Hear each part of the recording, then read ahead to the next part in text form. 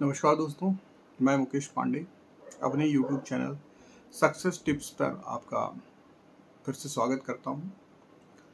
जैसा कि पिछले वीडियो में हमने भारतीय प्राचीन इतिहास के स्रोतों के बारे में जाना था और हमने धार्मिक ग्रंथों के अंतर्गत हिंदू ग्रंथों में देखा था वेद। वेद भारतीय इतिहास और भारतीय ग्रंथों के अनुसार महत्वपूर्ण है। वेद शब्द की अगर हम बात करें तो वेद शब्द संस्कृत भाषा के वेद धातु से बना है, जिसका अर्थ होता है ज्ञान। अर्थात वेदों का शाब्दिक अर्थ हुआ ज्ञान।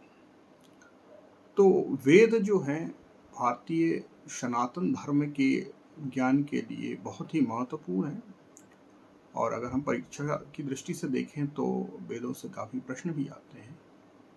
वेदों के कई अन्य नाम भी हैं, जैसे वेदों को अपौरुषेय कहा गया।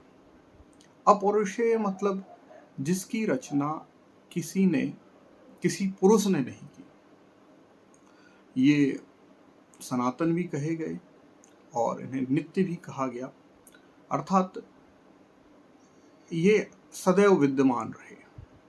अगर आप भारतीय हिंदू देवता त्रिदेवों में शामिल ब्रह्मा जी को देखेंगे तो उनके हाथ में वेद दिखाई देते हैं। इसका मतलब ये हुआ कि उनकी रचना नहीं की, हमेशा से विद्यमान है, इसलिए ये नित्य भी कहा जाता है। इसके अलावा इन्हें श्रुति कहा जाता है, क्योंकि ये सुनने की परंपरा से पीढ़ी दर पीढ़ी आगे बढ़े हैं। प्राचीन काल में लेखनीय शक्ति से वेद या अन्य ग्रंथ आगे नहीं बढ़ते थे। गुरुकुलों में जो ऋषि होते थे वह श्लोकों को वाचन करके सुनाकर अपने शिष्यों को आगे बढ़ाते थे और ऐसे सुनते सुनते वह परंपरागत रूप से एक पीढ़ी से दूसरी पीढ़ी तक आगे बढ़ते थे।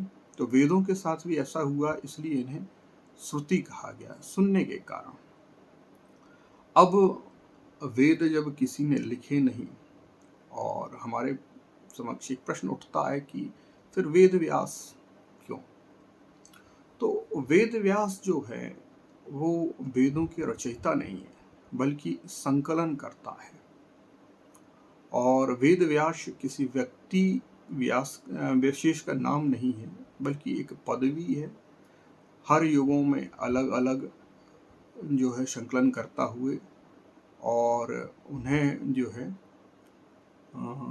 वेद व्यास की संज्ञा दी गई। जैसे आपने भी सुना होगा कि हिंदू जो कथावाचक होते हैं, जब वो श्रीमद् भागवत गीता या किसी अन्य कथा का वाचन करते हैं तो जिस गद्दी पर वो बैठते हैं उसे व्यासपीठ कहा जाता है और कथावाचक को व्यास। तो इसी तरह से व्यास एक उपाधि है। और वर्तमान युग के वेदों का संकलन करने वाले जो वेद व्यास हुए उनका नाम था महर्षि कृष्ण द्वैपायन वेद व्यास। इसमें भी देखें महर्षि ये भी ऋषियों की श्रेणी है और कृष्ण उनका नाम था क्योंकि वो काले रंग के थे। तो भगवान कृष्ण के पहले भी कृष्ण नाम प्रचलित था, तो काले रंग के होने के कारण उन्हें कृष्ण कहा गया।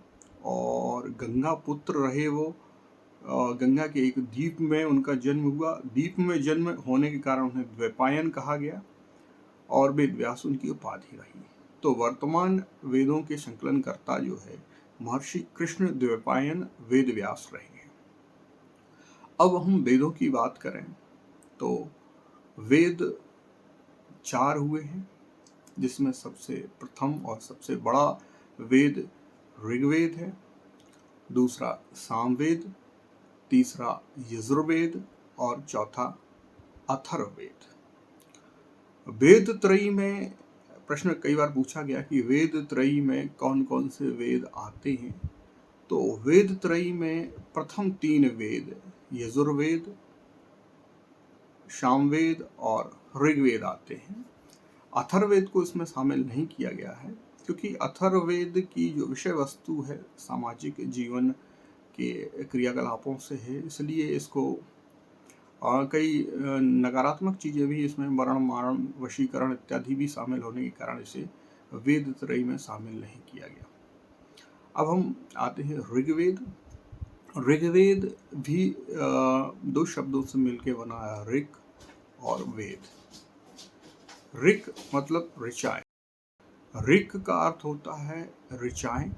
ऋग्वेद के जो मंत्र हैं, श्लोक हैं, सूक्त हैं, उन्हें ऋचाएं कहा गया है। और वेद का अर्थ ज्ञान होता है, तो ऋचाओं का ज्ञान जिस वेद से होता है उसे हम ऋग्वेद कहते हैं। यह सबसे महत्वपूर्ण और सबसे बड़ा वेद है। इसमें 1028 मंत्र हैं और 10,000 से अधिक ऋचाएं हैं। इन वेदों को वर्तमान में ऋग्वेद में 10,462 से तक जो है ऋचाएं हैं और ऋग्वेद को 10 मंडल में बांटा गया है, जिसमें वालिखिल सूक्त भी शामिल हैं। ऐसे सूक्त और मंडल जो बाद में जोड़े गए, मुख्य 8 ही मंडल हैं। तो 10 मंडल में वर्तमान में ऋग्वेद शामिल है और इन मंडलों में जो है प्रत्येक मंडल के संकलनकर्ता अलग एक ऋषि कुटुंब हुआ है और प्रत्येक ऋषि कुटुंब को जो है अलग अलग ऋषियों के नाम से जाना गया है। ऐसे आप एक ट्रिक के माध्यम से भी याद रख सकते हैं, ग्रवा वी अभावक। ग्रवा वी अभावक ये इस तरह से होगा, ग्र से ग्रत्समद ऋषि, वा से वामदेव, वी से विश्वामित्र, आ से अत्रि, भा से भारद्वाज और वा से वशिष्ठ और का से कण्व। ये 8 ऋषि कुल से हैं और जो क्रम से हैं, बाकी 2 मंडल जो है इसमें बाद में जोड़े गए हैं। ऋग्वेद में अगर रचना के आधार पर देखा जाए तो पहला मंडल जो है लिखित रूप से और रचना के आधार पर, कि जिसका मतलब क्रम से नहीं, क्योंकि इसमें जो मंडल प्रथम मंडल जो है वर्तमान में वो बाद में जोड़ा गया है, तो इसमें पहला रचित मंडल। प्रश्न 2 तरह से आते हैं, इसलिए इस चीज़ को समझना आवश्यक है। अगर हम क्रम के आधार पर पहुँचें तो प्रथम मंडल है वर्तमान में, लेकिन अगर रचना के आधार में पूछें तो किस मंडल का सबसे पहले रचना हुई, तो वो तीसरे मंडल की रचना हुई। वो क्रम में भले ही तीसरे क्रम पर है, लेकिन उसकी रचना पहले हुई। तीसरे मंडल, जैसे कि अभी हमने जो ट्रिक बताई थी उसमें तीसरे में ग्रहा वी, वो वी मतलब विश्वामित्र।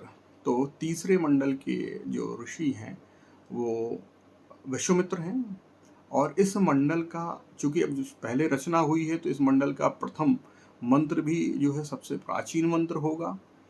तो यह प्रश्न के जो है परीक्षा की दृष्टि से भी महत्वपूर्ण है। तो ऋग्वेद का प्रथम रचित मंत्र या सबसे प्राचीन मंत्र अगर पूछा जाए तो वह है तीसरे मंडल का प्रथम मंत्र और बहुत ही प्रसिद्ध मंत्र है, लगभग सभी इसके बारे में जानते हैं। इसकी रचनाकार या संकलनकर्ता जो है विश्वामित्र ऋषि हैं और वो मंत्र है गायत्री मंत्र। गायत्री मंत्र से एक प्रश्न और पूछा जाता है कि यह मंत्र किस देवता को समर्पित है। तो गायत्री शब्द सुनकर काफ़ी लोग कंफ्यूज होते हैं कि यह गायत्री देवी को समर्पित होगा, लेकिन ऐसा नहीं है। गायत्री मंत्र सावित्री या सविता को समर्पित है और उस समय सविता का अर्थ होता था सूर्य। तो गायत्री मंत्र किसे समर्पित है? सूर्य को। अब विकल्प में आपको सूर्य भी दिया जा सकता है, सविता भी दिया जा सकता है, सावित्री भी दिया जा सकता है। इसी तरह अगर क्रम की दृष्टि से देखें तो पहले मंडल का पहला मंत्र अग्नि मंत्र है। तो ये चीज़ें दोनों इसमें आप क्लियर रहना कि रचना की दृष्टि से प्रथम मंत्र गायत्री मंत्र है जो तीसरे मंडल का प्रथम मंत्र है, जबकि क्रम की दृष्टि से अग्नि मंत्र है जो पहले मंडल का पहला मंत्र है। ऋग्वेद के पाठकर्ता ऋषियों को होत्र या होता कहा जाता था और ऋग्वेद में जो है प्रकृति पूजा पर वर्णन ज़्यादा जोर दिया गया है। जो देवता जिसमें उपासनाएं की गई हैं मंत्रों के माध्यम से, वो अधिकांश प्रकृति से संबंधित हैं, जैसे इंद्र, वरुण, सूर्य, अग्नि इत्यादि देवता। और सर्वाधिक मंत्र जो समर्पित हैं वो इंद्र के लिए समर्पित हैं, 250 मंत्र। यह भी प्रश्न पूछा जाता है। तो अगर हम देखें तो ऋग्वैदिक काल के जो सबसे महत्वपूर्ण देवता है वो इंद्र हैं। इसके बाद अगर हम सामवेद की तरफ आते हैं तो सामवेद भी दो शब्दों से मिलकर बना है। साम मतलब संगीत और वेद मतलब ज्ञान।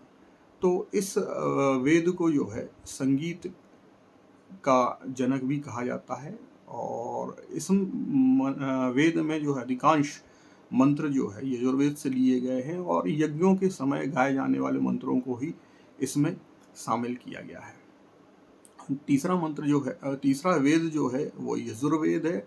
यह भी संस्कृत के दो शब्दों से यजुष धन वेद से बना हुआ है। यजुष का अर्थ होता है यज्ञ, वेद का अर्थ होता है ज्ञान।